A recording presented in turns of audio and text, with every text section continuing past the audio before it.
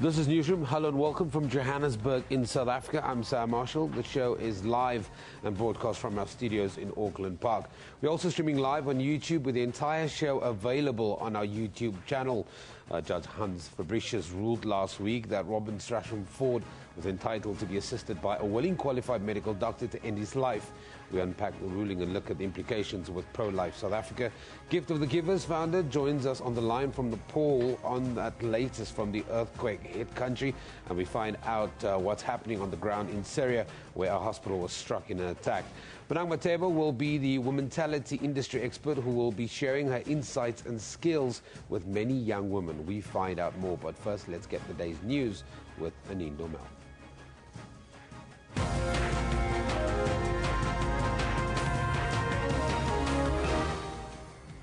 Good morning, I'm Anindo Mel. Let's just have a look at the stories making headlines today.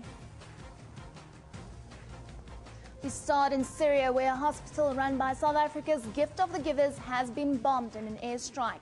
The attack is believed to be a government strike. It has been reported that several people have been injured in the hospital that treats about 10,000 patients every month. A third suspect will appear in court today in connection with the murder of teacher Jade Panyatou. The 30-year-old man was arrested in New Brighton in Port Elizabeth at the weekend. Meanwhile, Jade's husband, Christopher Panyatou, briefly appeared in court yesterday. He was charged with murder, kidnapping and conspiracy to murder. His case has been postponed to the 19th of next month and he's been remanded in custody. The first suspect to have been arrested, Luthando Siyoli, will reappear in court on Thursday. The court order allowing a Cape Town advocate to commit suicide with the help of a medical doctor will remain in force. This even though Robin Strachan Ford died before the order was granted. Judge Hans Fabricius says it concerns a matter of public interest and could affect more people than just Strachan Ford. I am of the view that this decision of mine ought to be decided by the Constitutional Court. The Wits SRC president will not recognize the decision by the university's vice-chancellor to remove him. Wits vice-chancellor Professor Adam Habib removed the Student Representative Council president from office yesterday. Habib condemned Mthebo Dlamini's recent social media post about his admiration for Hitler, but says it was previous indiscretions that led to his removal. The university is concerned about donations, its donors, white monopoly capital, in that one of their donors said, I gave you 100 million last year.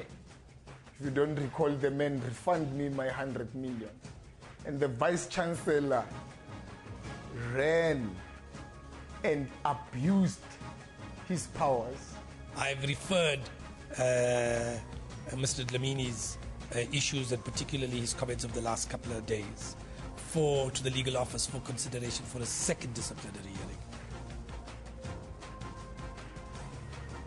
Workers at Eskom's Medupi Power Station are expected to be back at work today. The power utility says the situation will be assessed to determine how many workers return to their posts.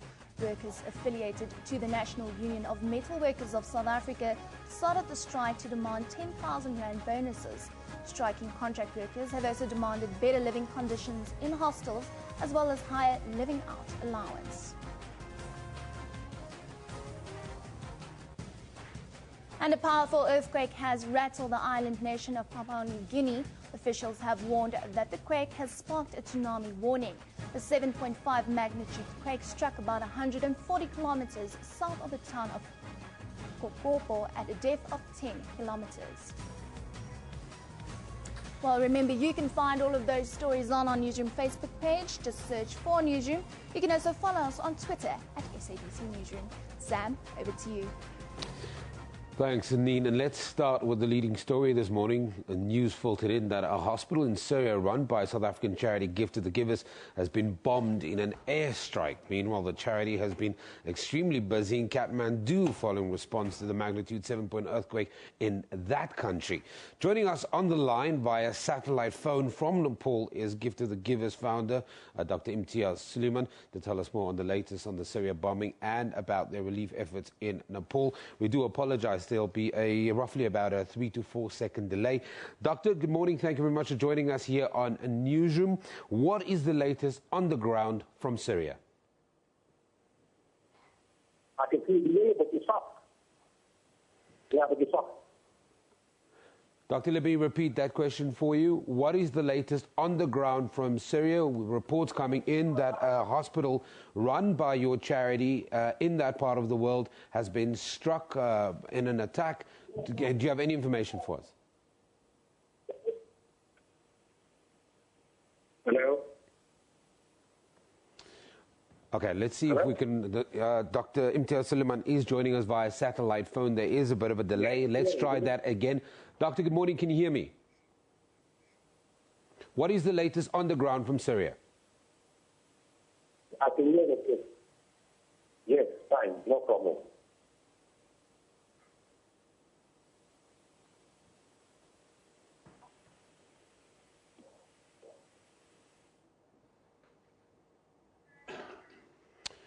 Okay, well, we have experiencing some technical difficulties as we try and connect with Dr. Imtiaz Suleiman to tell us more about the Syria bombings involving a hospital that is run by Gift of the Givers in Syria. Also, we wanted to find out more about relief efforts in Nepal. We know a second team from the charity organization has joined the first team, which was roughly about 47 members or so, and that team arrived on the 1st of May. We'll try and connect with him a little bit later. Now, the court order allowing a Cape Town advocate to commit suicide with the help of a medical doctor will remain in force. This is even though Robin Strasham Ford died before the order was granted. Judge Hans Fabricius says it concerns a matter of public interest and could affect more people than just Strasham Ford. Standing firm behind his groundbreaking ruling, Judge Fabricius refuses to set aside his order. He says in the absence of legislation on assisted suicide, courts have to look at the matter on a case-by-case basis and make a decision based on the facts of each applicant, but in acknowledgement that his ruling may have a ripple effect. I am of the view that this decision of mine ought to be decided by the Constitutional Court. Opposing parties are set on appealing the case. We would like to see this judgment declared of no force and effect by reason of the applicant having died, and also see a situation where this judgment is not used or followed by any other court. For now, though, the assisted suicide order stands. Judge Fabricius indicated that the appeal application will be heard by the 2nd of June. Sipho Stirman, SABC News, Pretoria. Yesterday, the court order allowing terminally ill Cape Town advocate Robin Strasham Ford to commit suicide with the assistance of a medical doctor will remain in force despite him dying from natural causes hours before the order was granted, making the case null and void. Judge Hans Fabricius refused the application by the government and the Health Professions Council to revoke his order because this individual court case has become a matter of public interest and could affect more people than just this single case. Joining us in studio today is Pro-Life South Africa, Dr. Claude Newberry, who is we've also invited Dignity South Africa at the last minute, but they declined. Doctor, thank you very much for joining us here. Why do you think this has become such an issue? It's been bubbling under. Yesterday we spoke to Wits University Law Clinic's Elton Hart, who's been saying that, in actual fact, this is the second case that's been granted. Yes, well, the whole issue really is the involvement in this case, or assisted suicide, the involvement of the medical profession. Now, the problem with that is the medical profession is a profession devoted to the healing and the preservation of life. We should never become involved in the eradication of people. And even to assist a person who wants to commit suicide, and there are many circumstances when people feel, gee, I'd like to get rid of my life, but I can't tolerate my unhappiness or my pain. And in this case, this very unfortunate gentleman in Cape Town with very severe suffering as a result of terminal cancer of the prostate gland. So one can understand and one can sympathize in a way with the person's inclination. But suicide itself has always been a subject that has been taboo in morality, to kill yourself.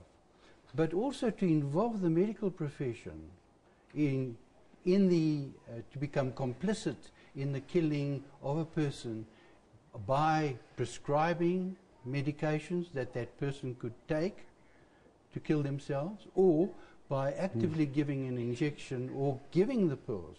If they were to give the pills or to use the injection, then of course they would be involved in euthanasia.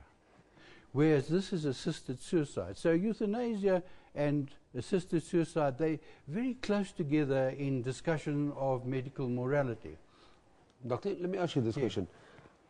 We've seen so many issues around this being brought up, the right to die, dignity, the right to life, questions related to all of these issues. Is pro-life against the involvement of doctors in assisted suicide, or are you for somebody who has the right to die with dignity? No, what we hold is, the pro-life movement is that human life is sacred. That irrespective? Irrespective. Okay. And that therefore all life should be preserved. And therefore the taking of any innocent human life is something to be abhorrent to society, as it always has been in even the past. If the person requests and medical evidence shows that this person's quality of life has degenerated. Sure, and these are very sad circumstances, and being in practice for so many years, one often came across patients who had intolerable suffering, and even the most advanced palliative care, you couldn't really always control their suffering adequately. And so the inclination was to, gee, I'd like to end my life. Can you help me, doctor? Well, of course, the medical profession is, as I say, devoted to life, right from the time of Hippocrates, 2,500 years ago, 500 years before Christ. Hippocrates laid down in his oath that the medical profession would never be involved in the taking of human life. And as a result of that oath, we transformed the whole occupation of medicine to a profession totally devoted to the service of human life. As distinct from the situation before, where shamans and witch doctors could take life, or they could heal people. They could kill or heal. And so for 2,500 years, until fairly recently with things like abortion, the medical profession has always felt that the taking of innocent human life is abhorrent. And in the Hippocratic Oath, doctors were not even allowed to prescribe anything that a person might use to kill themselves. Doctor, I want to talk about the fact that this case will be heard in the Constitutional Court. But before we go there, I just want to get a sense from you. There are doctors that are willing to help in this assisted suicide. And there are doctors against it. Where do we find ourselves in that conversation? Because as a doctor, somebody who's been practicing for years, you're against it. But there are doctors who are pro it. Well, of course, it all comes down to two things. It comes down, first of all, to your individual conscience. Everybody has a conscience. And that conscience would advise you whether a thing is right or wrong. And naturally, conscience should be not only formed, but informed. And that's the first thing. So individuals, as individual doctors have become involved in the killing of the unborn by abortion. So, and there are others again who are absolutely, they feel that the taking of those lives are abhorrent. Therefore, there's that. But there's also the whole of the medical profession as a whole. Why should a judicial diktat involve the whole of the medical profession? Of course, the doctor is free to do it or not, but this sort of decision changes the whole debate. And instead of it being a constitutional debate or a debate open to public opinion or perhaps even to a referendum on the issue, an individual legal decision can swing the whole thing on the opinion of one individual judge. So we have to wrap this up very quickly, Doctor. But you're pro the Constitutional Court getting involved and deliberating on this matter very quickly. And also the medical profession itself. The South African Medical and Dental Authorities should be involved, Health Professional Council. They should also, and they should protect doctors who do refuse to become involved in killing, just as they should protect them. Those that are willing. As they should protect also doctors who refuse to become involved in abortion. Doctor, we're going to leave it there. Interesting conversation. I think we should continue and pick this one up after the Constitutional Court ruling. That, of course, was Dr. Claude Newbury, who is from Pro-Life South Africa, sharing their sentiments on a debate that has become quite contentious within the public environment. Let us know what you think. It's SABC Newsroom. That's our Twitter account. Okay, now we tried it a little bit earlier, but this morning news filtered in that a hospital in Syria run by South African charity Gift of the Givers has been bombed in an airstrike. Meanwhile, the charity has been extremely busy in Kathmandu following response to the magnitude 7.8 earthquake in that country. Let's cross to SABC reporter Njanzi Chauke, who travelled with Gift of the Givers with the very first team that responded to the earthquake in Nepal. He's standing by with founder of Gift of the Givers, Dr. Imtiaz Suleiman. Good morning, Njanzi. Good morning. Thanks for joining us here in Kathmandu. I'm now being joined by Dr. Imtiaz Suleiman of the Gift of the Givers. As you know, that they've been here for more than a week to come and help with humanitarian aid here in Nepal in that earthquake. We've seen them going out on search and rescue operations. It's been very difficult in terms of logistics. We saw more doctors from South Africa arriving here, and so far they've operated on over 68 victims of that earthquake, and then the overall number of patients that have been treated stands at 452. But joining me now is Dr. Suleiman to give us more details. Dr. Suleiman, thanks for joining us. Just tell us about some of the challenges that you faced in this mission, and what could you say have been successful? The biggest challenge is access to the mountains.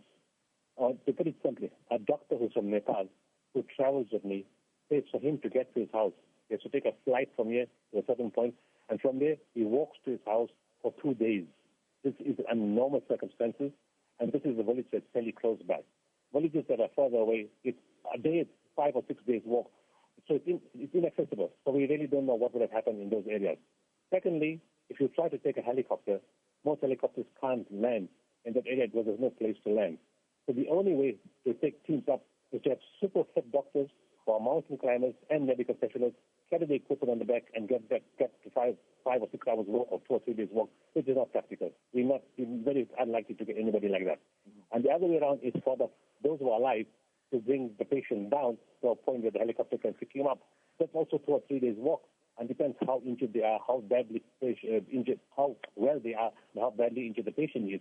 And in between, you have so many tremors and aftershocks, which is affecting the mountain. And then you have landslides. So all this makes it very, very complicated. And I think, unfortunately, as one Nepalese man told us, he said those that are walking are alive and everybody else is dead. There's no in between. But I suppose there's no assistance too small. You indeed must have made an impact. We made a massive psychological impact. We don't even know how so many people know we are here because we haven't really been in the local media. And as our kids are going to the hospitals and going to the mountains, everybody sees our shirt and says, "Are you the people from South Africa?" I think what has happened is because the quality of our care. A lot of medical teams have come here and don't have access to hospitals. We are one of the very few people who have access to 5 hospitals and to 7 theaters, and we can extend that if necessary. And because we go to the hospital, we pay for all the implants for the patient, so the patient doesn't have to pay. We pay for all the disposables, the sutures, the gloves, everything we're paying for, and the patient is getting free treatment, and they love it, and we're very grateful for that. In addition to that, which is what is also making an impact, is the fact that we're providing food for the patient in the ward and for his family member or family members that have come from the mountains. And this is filtering through all the parts of the country. When they went to the mountain, the doctors treated them, and gave them medication, the primary healthcare teams. And they see the way the medical teams treat them with love, with respect. And what really touched their heart yesterday or the day before, a lady was trying to access the house. She couldn't get in. There was a big concrete slab that had fallen across the front door. For 3 days, she couldn't get any of her clothes. And our search and rescue team, which has stopped search and rescue, and now using the paramedic skills, took a 3-pound hammer or 4-pound hammer and drove the concrete. And the lady was ecstatic that she could go into a house and get her clothes. So it's stories like these that have touched the hearts of the Nepalese people. So yes, we made a massive impact emotionally, psychologically, physically in terms of the healing, and just generally speaking to the people and showing good support. And they said they can't believe that South Africans have come from so far to assist them. And just finally, your intervention in terms of lifting, I think, at least 3 South Africans to safety, as well as the 2 Australians. Tell us about that mission. Well, we didn't airlift them. We were looking for them, and they were taken by an American helicopter to another part of the mountain, and then I think by the Nepalese army they were brought into Kathmandu. And through Facebook and social media and through their parents, everybody was looking for them. Our numbers were accessible in the whole social media everywhere, and then they contacted us. And then we had to try. We didn't really know where they were, and because we don't know this country. So through local support, we drove, and finally Ahmed, Bam, and Kasim Borat, late at night, found the 2, Mike and Kate, and brought them, and with them there were 2 Australians who were also lost. And subsequently, a day later, some other young person from another country joined us.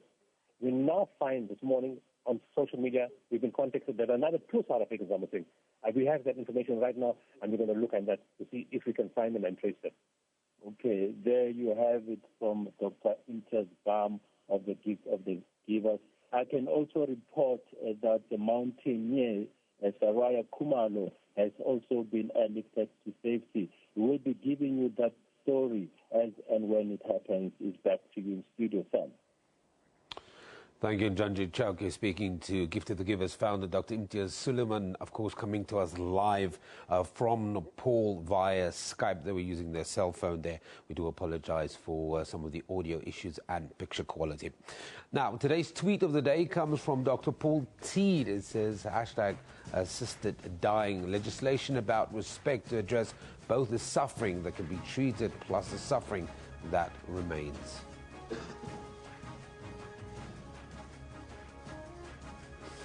Okay, if you have any tweets that you'd like to share with us, you can, of course, do it at SABC Newsroom. Let's now take a look at the front pages from around the globe, starting in the USA. The USA Today, 2 Phoenix roommates armed with assault rifles and poised to storm an event featuring cartoons of the Prophet Muhammad were fatally shot by a traffic cop who probably saved many lives, police said. And in China, the South China Morning Post, police officers in Hong Kong have detained their first suspect in a citywide operation to track down members of a gang who kidnapped a heiress and ran off with 28 million Hong Kong dollar in ransom money. And finally, Europe, the Times, the Duke and Duchess of Cambridge yesterday demonstrated their loyalty but also their independence as they named their daughter Charlotte Elizabeth Diana. They honoured 2 of the most significant women in William's life, his mother and the Queen. I can tell you right now, the pundits lost out on that one. All the favourites are in that name. Okay, let's take a look at your tweets. Please remember to send us your views on Twitter at SABC Newsroom. Comes from Cornelia, who says, 14-point, looking forward to exploring the multiple layers of end-of-life choices and #assisted dying and other options. We need to talk more. Dignity SA, the main intention for the medical practitioner remains to ensure the patient's quality of life and dignity is upheld. I do think we'll have a chat to Dignity SA tomorrow. They did decline our interview today because we had Pro-Life South Africa in studio. Daniel Kiwi says, at Dignity S Africa, with that logic, active euthanasia is far more humane. It also ensures that minimum organ damage occurs so there can be a donation. Susan Mitchell says other countries have legislation that allows for #assisted suicide. It is possible. #Marion. Let's take a look at what's happening around the country today. We start in Port Elizabeth, where the 3rd person arrested in connection with the murder of teacher Jay Paniatau will appear in the Magistrates Court today. Then in Pretoria, the North Gauteng High Court will hear Comair's challenge against government's bailout of SA Airways. Comair, which is a franchise partner for British Airways and low-cost airline brand Kulula.com, launched the court challenge 2 years ago, following the government's then bailout of 5 billion. And then in Johannesburg, a 27-year-old man who is not from South Africa was arrested in Men's Village near Polokwane yesterday for alleged human trafficking. The man allegedly brought 19 men, all foreign nationals, across the border into the country and locked them in a storeroom. He is expected to appear in the Mankweng Magistrates Court soon. Let's take a break. Here on Newsroom, you don't go anywhere.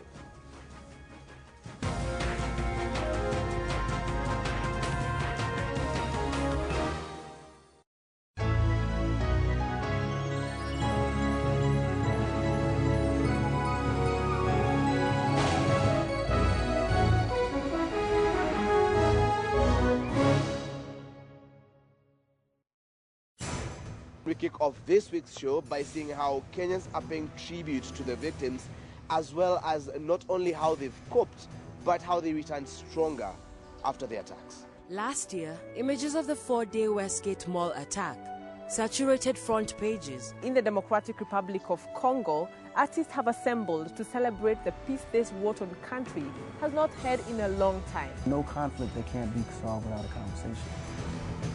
The Journal, every Saturday at 1:30 on SABC News.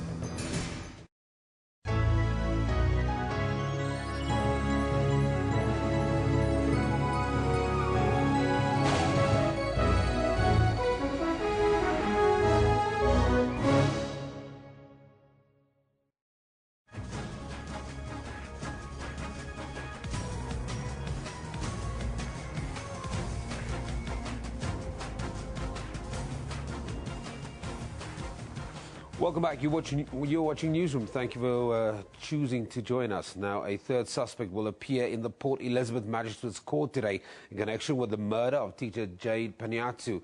The 30-year-old man was arrested in New Brighton in Port Elizabeth at the weekend. Meanwhile, Jade's husband, Christopher, briefly appeared in court yesterday and was charged with murder, kidnapping and conspiracy to murder. His case has been postponed to the 19th of next month and he's been remanded in custody. The first suspect has been arrested, Lutando Siyoli, and he will reappear in court on Thursday. Joining me now for the latest from Port Elizabeth is SABC assignment editor Tammy Dixon. Tammy, good morning. Thank you very much for joining us here on Newsroom. What a horror story. Twists and turns everywhere. What's the latest? Well, thank you very much, Sam, and welcome to Port Elizabeth, the Eastern Cape. Indeed, the plot is really thickening now in this shocking murder case that involves a very well-loved Port Elizabeth teacher. As you correctly pointed out, we are now sitting with 3 suspects in this case. The 2 have already been arrested. The other one arrested recently last night and is appearing in court this morning. And the police are actually saying they are expecting more arrests because they are casting the net wider now, because they believe that in fact there are more people who are involved in this case. And then last night, as you can see in the pictures behind me, this is the husband to Jade Panayiotou, Christopher, who really shocked the entire Port Elizabeth in the Eastern Cape, that in fact he is alleged to have been part of really planning the murder of his wife. A very shocking outcome, really, of what has happened with the murder. And a lot of people came out in court really to express their disgust with regards to what has happened when he appeared there at the Port Elizabeth Magistrates Court. And as you have correctly pointed out, Christopher is now being kept in custody, and he will appear again on sometime in June. I think it's the 19th, when that case will resume, because the police are still busy trying to find out more information and probably more suspects as well, really to try to find out really what happened. What does it take a man to really sit down and plan the hijacking and the killing of his wife. What gets into the mind of a man who does that? And also how many people were involved. And as you know, that there are people who were middlemen. There's a trigger man that has been arrested. Who else was involved? This is what the police are now trying to find out. Sam? Tabi, what do we know about Christopher? There are two trains of thought here. We've seen a man who's bereaved, who was deeply emotional when this story initially broke, and now we're hearing stories of a pub owner who led a different lifestyle, and it's all coming to the surface. I described this as a horror story in the beginning. Exactly. Well, that's exactly what it is. I mean, people are still baffled about this, and they're trying to figure out what kind of man is he, because as you correctly pointed out, I mean, during this whole period of mourning for Jade, he appeared as somebody who was really shocked, and somebody who was really was in deep pain about what happened to his wife. And in fact, it turned out that during his memorial service, where he was reading out, the last words to my dear wife, it turned out that, in fact, even that was not genuine. It was just a front, because he Googled the whole thing, and then he read somebody that was written by somebody else and pretended that it was his. That tells you that there were no emotions that were involved in the whole thing.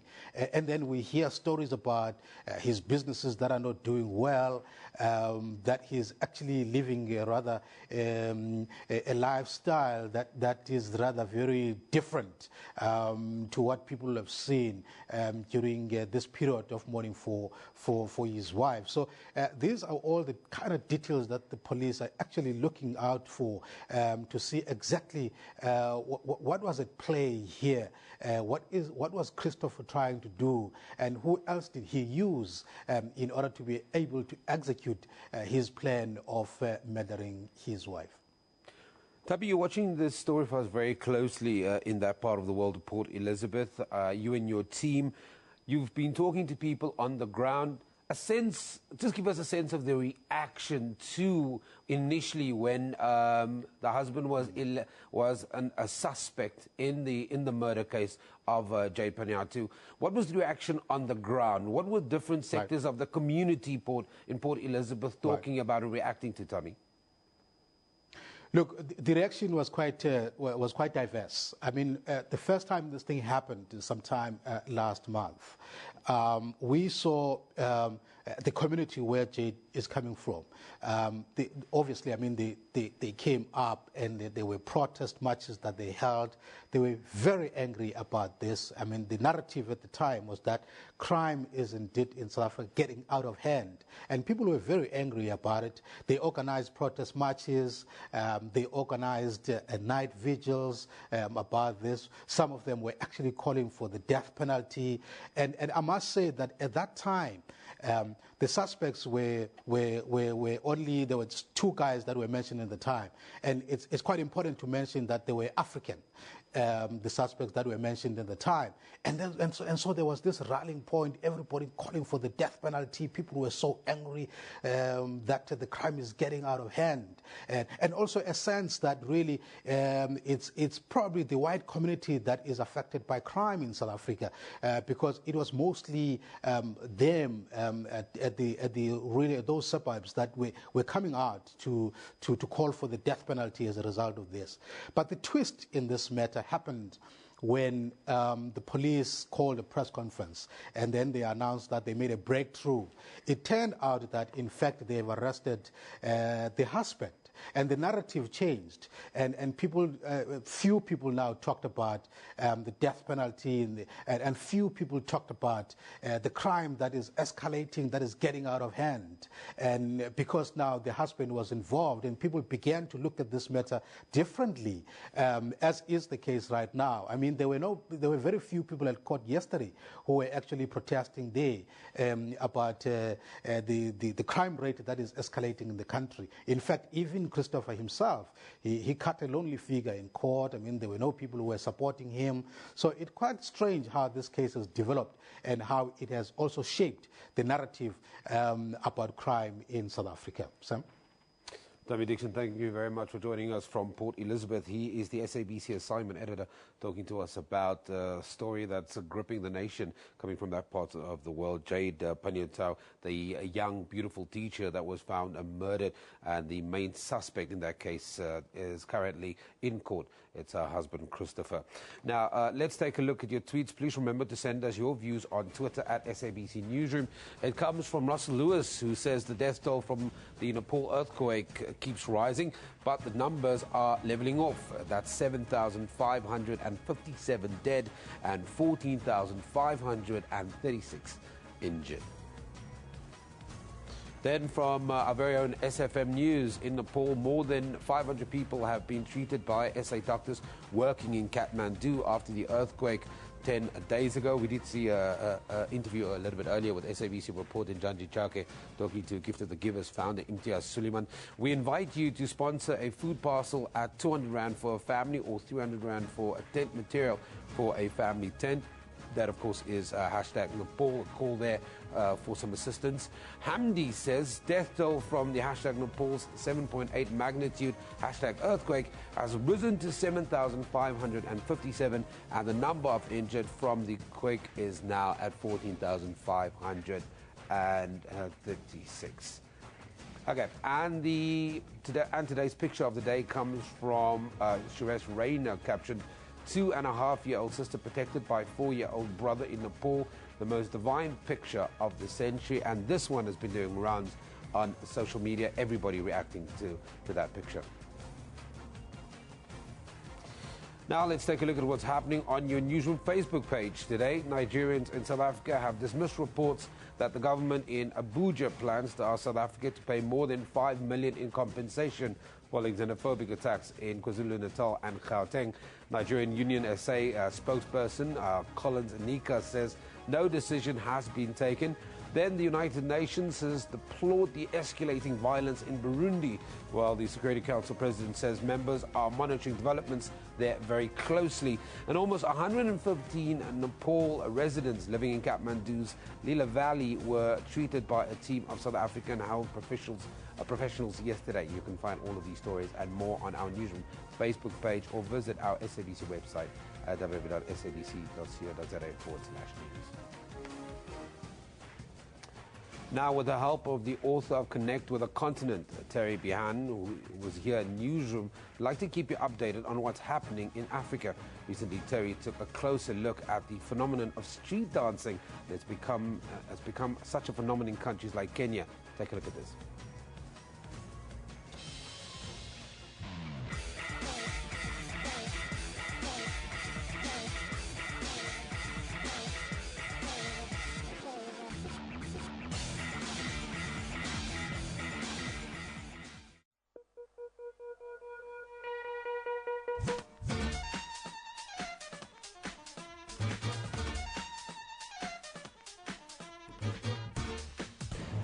So I'm here with Moses Kuku. Moses is one of the leading lights in the dance sector in Kenya. Now Moses, a short while ago you introduced me to the world of street dance, specifically in Nairobi, and I have to tell you, I was absolutely blown away. What's the story? What's going on here? I would say this thing has taken probably 3 to 4 years to pick up. And it all started with when content became more available. In this sense, we are a generation that's so much online. We spend so much time online. And 3 to 4 years ago, internet became affordable. And high school, not even college kids, high school, primary school kids could afford phones now. Back then, buying data was a problem, it was a problem. But now you have a scenario where every other kid in school could access a phone. So what happens? We can access music. You've taken me to some of these street dance competitions, and I've seen it in different countries, but the standard and the quality that I've seen here blew my mind. Yeah.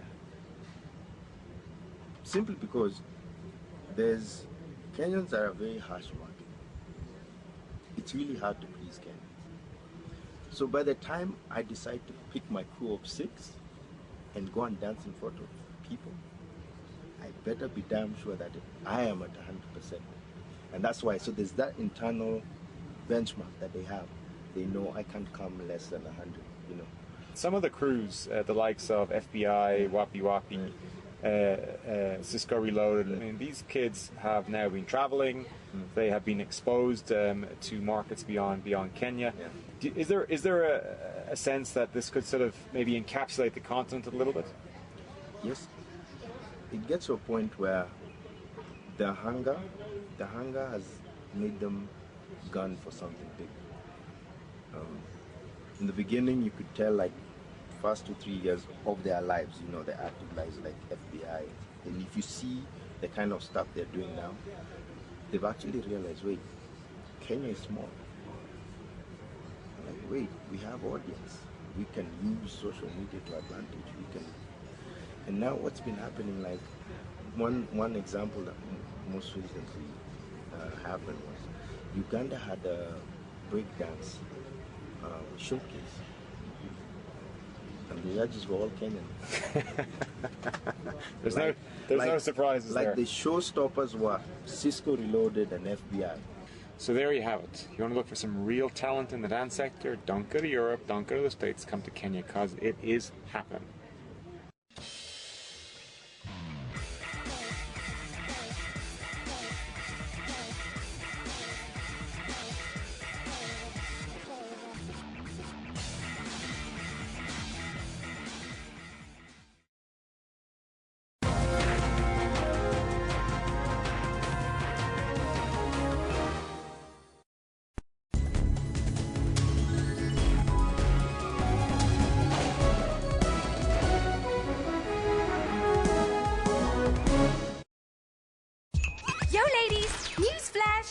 Did you know that in every South African election over the past 20 years, women have outnumbered men in voting? How cool is that? Big up, ladies. You rock. So get registered and keep the girl power going.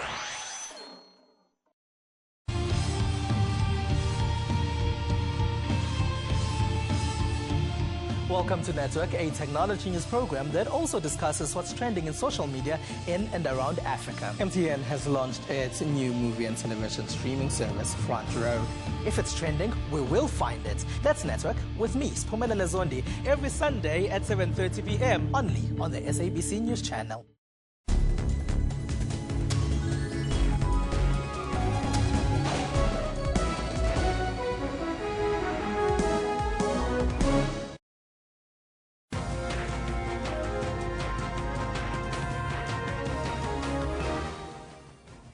Welcome back. You're watching Newsroom on SABC News. Let's just have a look at the stories making headlines today. We start in Syria, where a hospital run by South Africa's Gift of the Givers has been bombed in an airstrike. The attack is believed to be a government strike. It has been reported that several people have been injured in the hospital that treats about 10,000 patients every month. A third suspect will appear in court today in connection with the murder of teacher Jade Panyatau. The 30-year-old man was arrested in New Brighton in Port Elizabeth at the weekend. Meanwhile, Jade's husband, Christopher Panyatau, briefly appeared in court yesterday. He was charged with murder, kidnapping and conspiracy to murder. And a powerful earthquake has rattled the island nation of Papua New Guinea. Officials have warned that the quake has sparked a tsunami warning. A 7.5 magnitude quake struck about 140 kilometers south of the town of Kokopo at a depth of 10 kilometers. Remember, you can find all of those stories on our Newsroom Facebook page. Just search for Newsroom. You can also follow us on Twitter at SABC Newsroom. Sam, over to you. Thanks, Anine. Now, this Saturday, Bonang Matebo will be the womentality industry expert. Will be sharing her insights and skills with many young women to make the feminine discovery a life-changing one. Now, womentality workshops touch on several aspects of the female form and mind. And joining us now to tell us more are the co-founders of this initiative, former Miss South Africa and finalist Melinda Bam and Anya van Zyl. Ladies, thank you very much for joining us here on Newsroom. Thank you very much for having us. Again, we love being here. Melinda, let's talk about womentality and let's talk about this drive about educating young women, but doing it in a way that doesn't feel like you're lecturing them and that it's an inclusive environment. Definitely. I think womentality is something that has a holistic approach to what it means to be a woman. And I think in Anya's journey in being a Miss South Africa finalist and being in the modelling industry and myself being a Miss South Africa, we've encountered a lot of women who have these big dreams and ambitions, but the one thing they lack is the self-belief that they can actually conquer those dreams and make those things their reality. So womentality really addresses the female mindset, what it is that drives you, the way you think about your femininity and your womanhood, and the fact that it's not a disadvantage, that you find your strength in being 100% a woman and exploring all the different facets that equip you to actually make a success of your life. So it's a holistic view on everything that means to be a woman. And we touch on the frivolous and the entertaining things like hair and makeup and all the things that make the girls sit up straight and laugh together. But we touch on the female mindset, what you think, where your career is headed, how you make your decisions, what are the influences that form your identity in life, and how you draw strength from your circumstances and rise above it to make your own success. Anya, I see you nodding your head there, and I obviously agree holistically with what Melinda is saying. Just a quick reaction from you. We've seen this horror story unfold in PE, where this young teacher, husband is the prime suspect in her murder, her kidnapping. How do we protect our young women? How do we educate them about their life choices? How do we make sure that they create safe environments for themselves? Well, I think the fact that womentality wants to empower young women, we want them to actually gain knowledge, because knowledge is power as well, and we want them to gain knowledge about themselves and their life choices. And for instance, this horrible story of this young woman that was being kidnapped and then murdered, we want women to be informed on their own safety, about their own lives, about their choices, how to be aware of instances like that it can happen, but also for them to step up and say, but listen, I have a voice, I have an opinion, I have a heart, and I have a purpose and a calling, so that they don't fall into circumstances like that. You've captured this younger generation of women. You've got Bonang Moteba there. Everybody knows that name. She's a powerhouse when it comes to work ethic, being driven, wanting the best for yourself. But how do we connect, and maybe it's a bit of an unfair question, but how do we connect the younger generation of women with the older generation they're wise, they've got these experiences, so that we don't miss out on those opportunities too, because there's life lessons there. But you want to have an identity for younger people. No, definitely. I think the core principles of womentality is really based on the principles that we grew up with. And those things have been imparted to us by our parents, by my grandmother, by my grandfather. So I think it's still the older generation's principles that just need to be reinstated in our youth again. To say that, yes, women are strong, women can be career-driven, yes, in today's modern society. But that we still need to guard those principles, that households get built on the same foundations and the right foundations, where women say, yes, we have a voice, but I have my role to fulfill as well in society. And we think that there's such a demand for women to put different hats on in today's society. You have to, there's this one quote that I always love that says, you have to think like a man, act like a lady, look like a model, and work like a horse. There's so many different roles that we as women have to fulfill. And the thing that we need to impart on the younger generation is to say that, yes, women can do it all, but sometimes real men won't let them. And that's the way that women also need to think, is that we also need to be able to respect ourselves in a way that other people also respect us in return. Anya, when I hear Melinda talk, I hear about inculcating a mindset, making sure that we have this mindset that we all share. How do you enforce, or not, maybe enforce is the wrong word, but how do you connect with your inner self, with that inner strength that says, you know what, I am in this environment? Because young women find themselves in different environments across, whether it's good for them, whether it's bad for them. But how do you connect with the inner you? I think that is the amazing discovery of yourself, of your own identity and your own purpose. And we've got a psychologist on the day, Liesl Miller, that speaks about finding your own identity. And I think that is a very core principle for every woman, to identify who she is and her qualities and her strengths, because no matter your circumstances, you always have the choice to choose who you are, who you will be, and how you will rise above your circumstances, because you always have this quote to say that you're not a product of your circumstances, you're a product of choice. Yes. Quickly, 15 seconds. People want to know, young ladies want to come, where do they go? They can go onto our website. It's www.womentality.co.za. They can find all the booking details there. We're in the Maslow Hotel this coming Saturday, the 9th of May, with Bonang Mateba, a host of sponsors to spoil young women and educate them. All the bookings are online, www.womentality.co.za. Tickets are 380 Rand per person, but we're also running a couple of promos, so they can just check us out on Twitter, Facebook, and Instagram. Google. Okay. Miss South Africa, former Miss South Africa, former Miss South Africa finalist Melinda Bam, Anya van Zyl.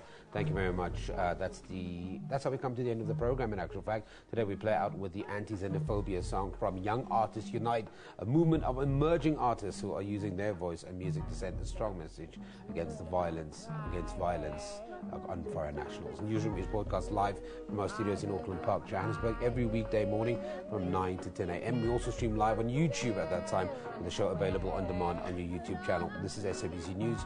You've been watching Newsroom. We love it in the morning. Say no to xenophobia. Got this claim to keep, but still in need of loyalty. You the same as me, stop cruelty with Africa. Got this claim to keep, but still in need of loyalty. You the same as me, stop cruelty in Africa.